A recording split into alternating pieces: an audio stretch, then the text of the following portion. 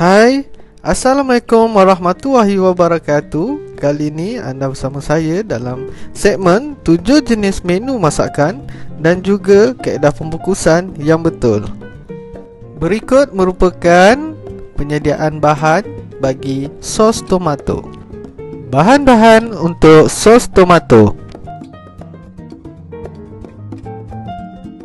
sukatan air 475 ml, garam 17.5 gram, gula pasir 180 gram, tomato puri 230 gram, kanji terubah suai MCS sebanyak 20 gram, bawang putih 12 gram, serbuk lada putih 0.5 gram, perasa tomato 0.5 gram.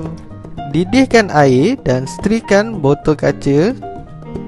Lalu angkat serta keringkan botol kaca. Seterusnya masukkan air sukatan 475 ml tadi ke dalam periuk menggunakan api yang kecil. Lalu masukkan tomato puri, masukkan serbuk lada putih, garam dan perasa tomato. Kemudian kacau bahan-bahan tersebut sehingga rata. Seterusnya masukkan gula pasir. Terlebih dahulu larutkan kanji terubah suai tadi dengan sedikit air.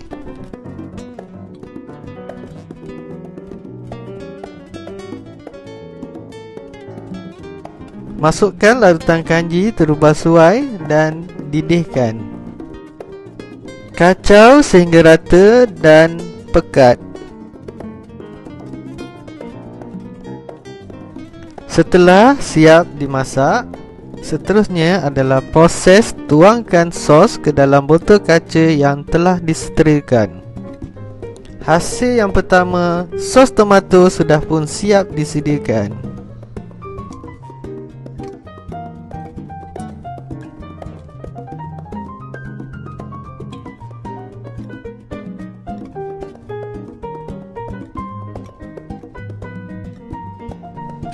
Seterusnya, menu kedua adalah sos cili.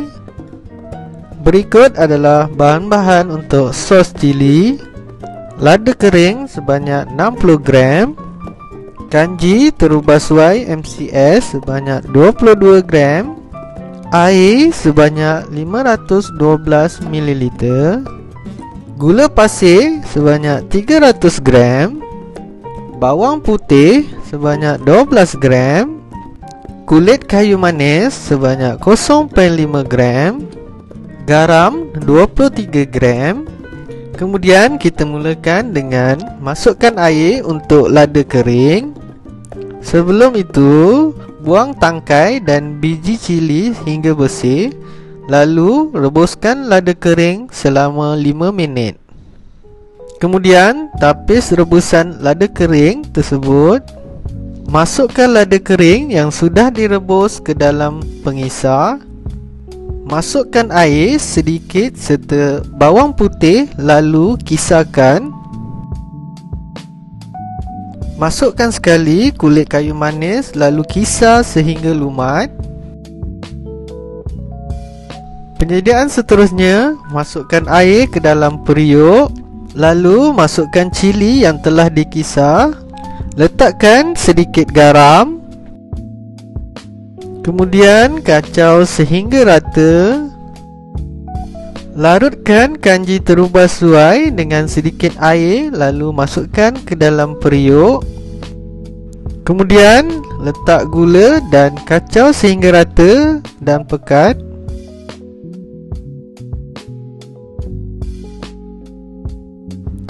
Setelah sos cili siap dimasak, seterusnya adalah proses mengisi sos cili ke dalam botol yang sudah disteril. Hasil tomato dan sos cili sudah pun siap. Inilah sos tomato dan sos cili.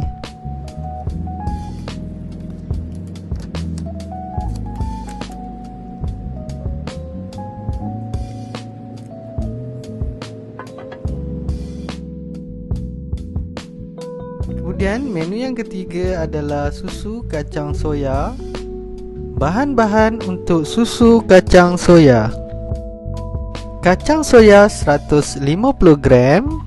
Di sini terdapat 3 air dengan sukatan yang berbeza. Sukatan air 900 ml, air 300 ml. Yang ketiga, air 125 ml. Kemudian bagi penyediaan air gula, dengan satukan 125 ml air dengan gula pasir dan 1 helai daun pandan ke dalam periuk. Masak sehingga mendidih, kemudian sejukkan. Kita mulakan dengan seterikan botol dengan air panas. Kemudian masukkan kacang soya yang telah direndam selama 15 minit ke dalam pengisar. Masukkan 900 ml air, lalu kisar.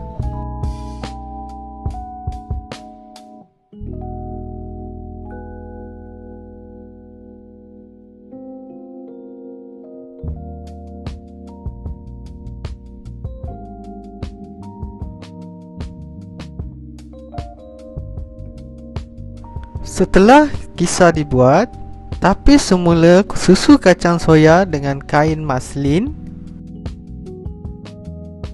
Kemudian membuat perahan dan pastikan tiada hampas kacang soya yang tertinggal.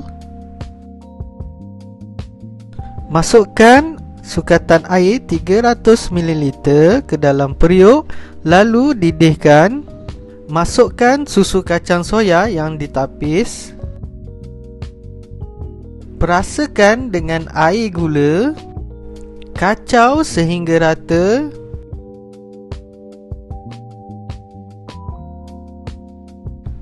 Susu kacang soya telah pun siap. Dan kemudiannya proses mengisi susu kacang soya ke dalam botol.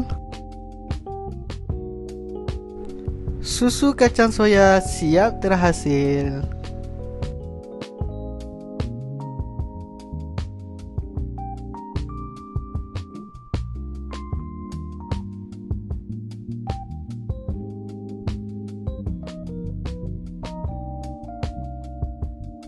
Menu yang seterusnya adalah dadih.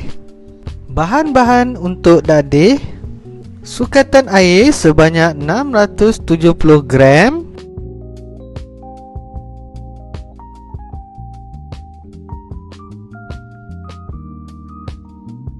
susu tepung penuh krim 65 gram, gula pasir 70 gram, garam 0.8 gram, pewarna 0.4 gram, karajenan 2.5 gram, perisa buah 0.4 gram.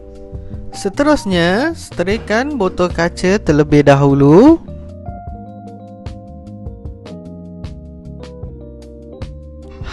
Inilah botol kaca yang sudah disteril. Gunakan periuk, kemudian panaskan air pada takat 50 hingga 60 darjah Celsius. Ambilkan sedikit air suam yang telah dipanaskan, lalu campurkan dengan susu tepung.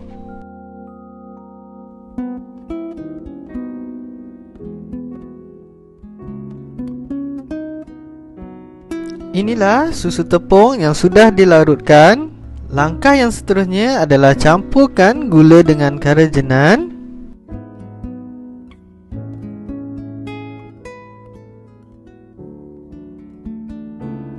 Masukkan garam. Kemudian gula yang dicampurkan dengan karajenan dan didihkan air.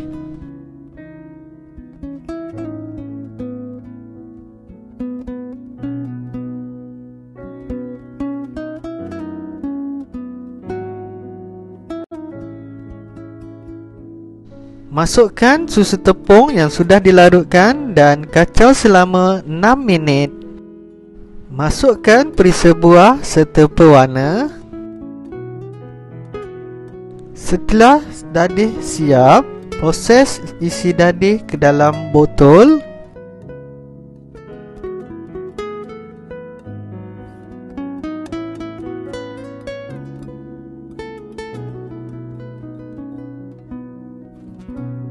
Ulang proses yang sama dan letakkan perisa dan pewarna yang berbeza.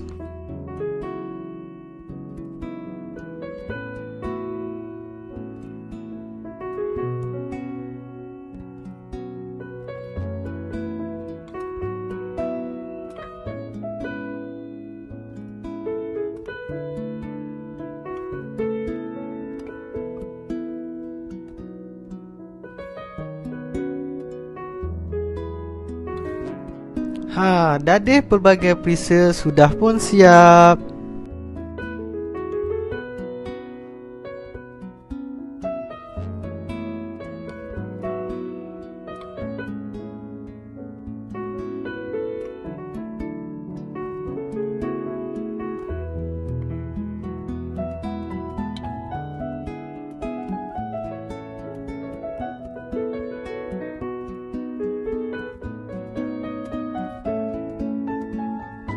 Seterusnya adalah membuat kordian nanas. Bahan-bahan untuk kordian nanas: nanas 1 biji, gula pasir 600 gram, air 228 ml, pewarna kuning 0.75 gram, perisa nanas 0.7 gram. Langkah permulaan adalah kisarkan nanas,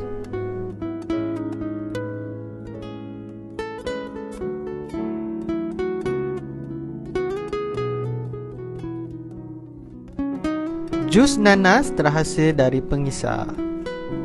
Tapis jus nanas tadi dengan kain maslin.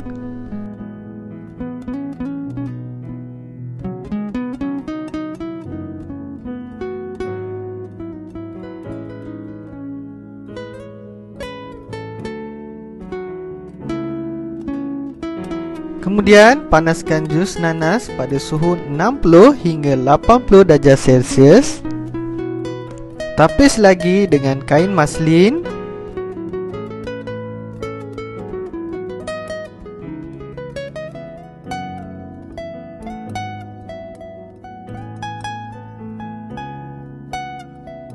Kemudian masukkan air ke dalam periuk.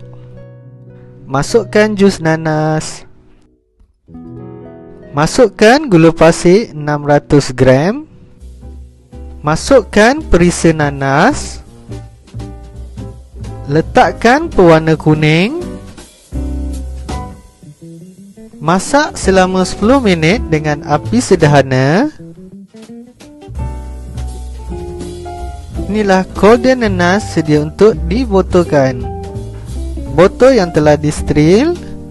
Proses isi kordian nanas ke dalam botol.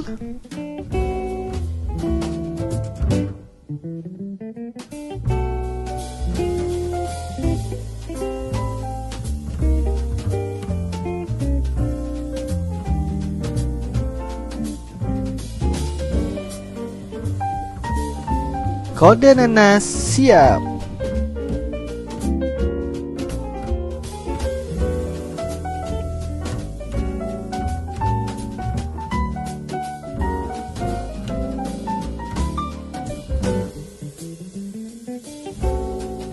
Menu seterusnya adalah tapai pulut. Bahan-bahan untuk tapai pulut: beras pulut 250 gram, inokulum iaitu ragi, air 225 ml. Proses permulaan adalah bersihkan beras pulut lalu rendamkan selama 15 minit pada suhu bilik.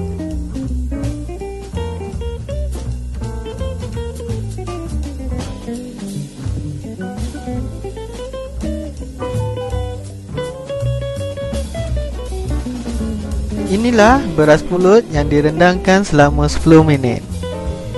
Sediakan plastik pada bekas untuk proses tanak beras pulut. Letakkan beras pulut ke dalam bekas serta ratakan.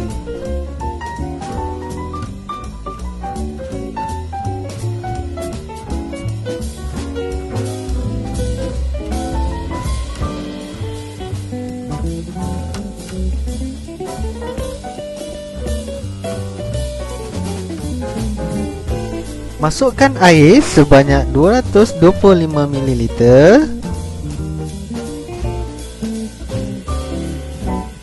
Kemudian panaskan air pada periuk kukus. Lalu letakkan ke dalam periuk kukus. Inilah beras pulut yang telah dikukus. Kemudian setelah beras pulut itu sejuk, tabur rata sebahagian kulum ke atas beras pulut itu tadi bagi proses penampaian. Salaikan daun tempe di atas api yang kecil supaya berkeadaan lembut. Seterusnya adalah kaedah pembungkusan tapai.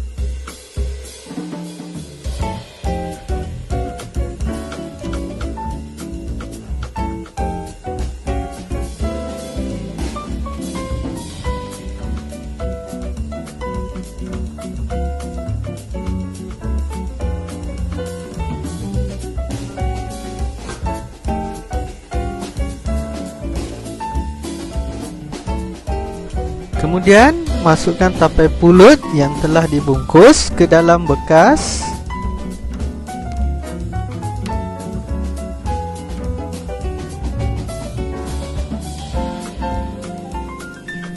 Tapai pulut sudah pun siap.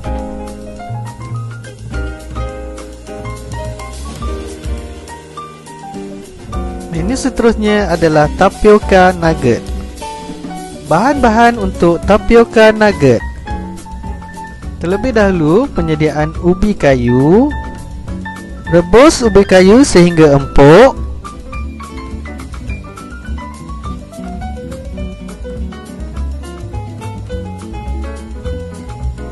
Inilah ubi kayu yang sudah direbus. Lada kering yang akan dikisarkan. Kisarkan daun kari dengan lada kering. Masukkan ubi kayu ke mangkuk untuk proses lenyekkan ubi kayu. Lenyekkan ubi kayu. Kemudian campurkan margarin, daun kari dan lada kering yang sudah dikisar. Gaulkan kesemuanya sehingga sebati.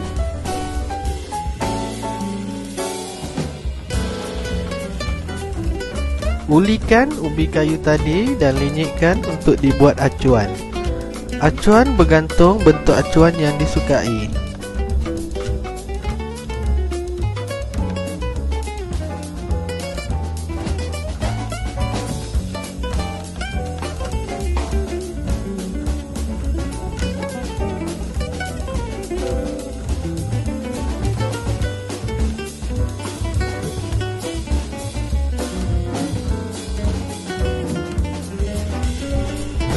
Inilah acuan yang sudah dibentuk. Kemudian proses seterusnya adalah campurkan tepung gandum, tepung jagung, garam dan air sehingga sebati.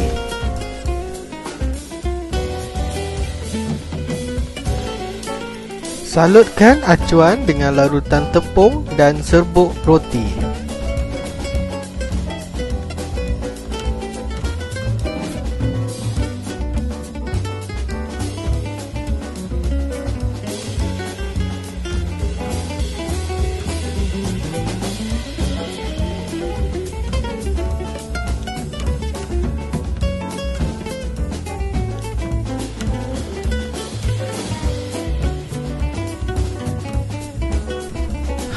Inilah tapioka nugget yang sudah disalut. Kemudian sukat minyak masak untuk menggoreng sebanyak 500 gram.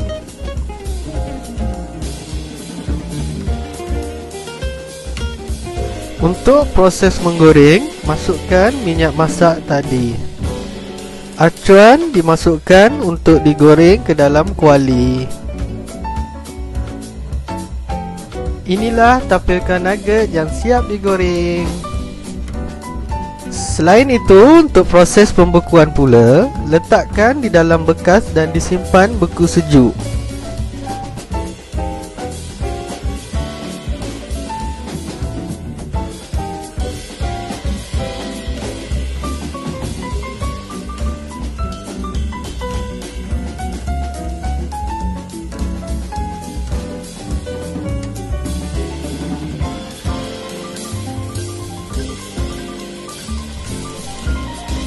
Inilah tapioca nugget untuk dingin beku siap dibungkus.